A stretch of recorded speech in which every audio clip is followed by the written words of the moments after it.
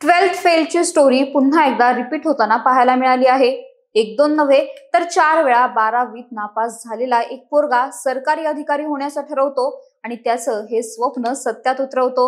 एकाच परीक्षेत 4 वेळा नापास झाल्यानंतर समाज काय, कधी कधी अनेकांचा स्वतःवर असलेला विश्वास सुद्धा डगमगतो।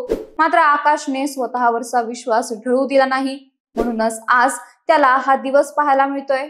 म्हणूनच नक्की 4 वेळा नापास ते सरकारी अधिकारी हा आकाशचा प्रवास कसा झाला ते पाहूयात। नमस्कार, मी श्रेया आणि तुम्ही पाहताय महाराष्ट्र कट्टा।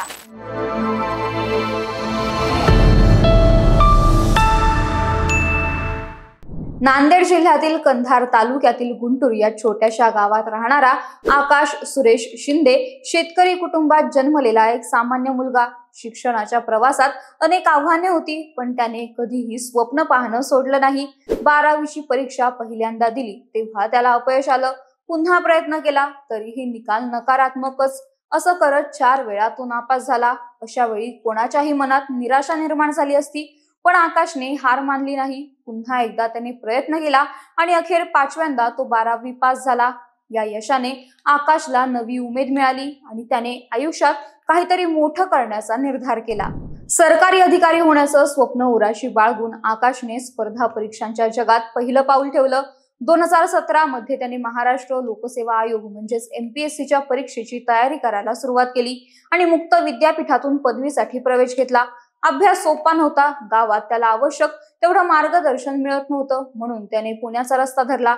नवीन ठिकाण, अनोळखी लोक, पण तो विचलित झाला नाही। मनात एकच ध्येय होतं, सरकारी अधिकारी बनायचं। दिवस रात्र अभ्यास, अपार मेहनत आणि अपयशाची भीती बाजूला ठेवत अखेर 2019 मध्ये आकाशची पदवी पूर्ण झाल्यानंतर खऱ्या अर्थाने आकाशची लढाई सुरू झाली। आई वडिलांनी नेहमीच त्याला आधार दिला। मागचं विसर आणि पुढे बघ असा त्यांचा सल्ला त्याने नेहमी मनाशी घट्ट धरला। कितीही अडचणी आल्या तरी आकाशने थांबायचं नाही असं ठरवलं होतं। अभ्यासात सातत्य ठेवलं आणि अखेर तो क्षण आला। MPSC परीक्षा उत्तीर्ण होत आकाशची महसूल सहाय्यक पदावर निवड झाली आहे। आकाशच्या यशाच्या बातमीने संपूर्ण गावात आनंदाची लाट उसळली। जेव्हा आकाश गावात परतला तेव्हा त्याच्या स्वागतासाठी संपूर्ण गाव जमला होता। ढोल ताशांच्या गजरात त्याचं स्वागत झालं।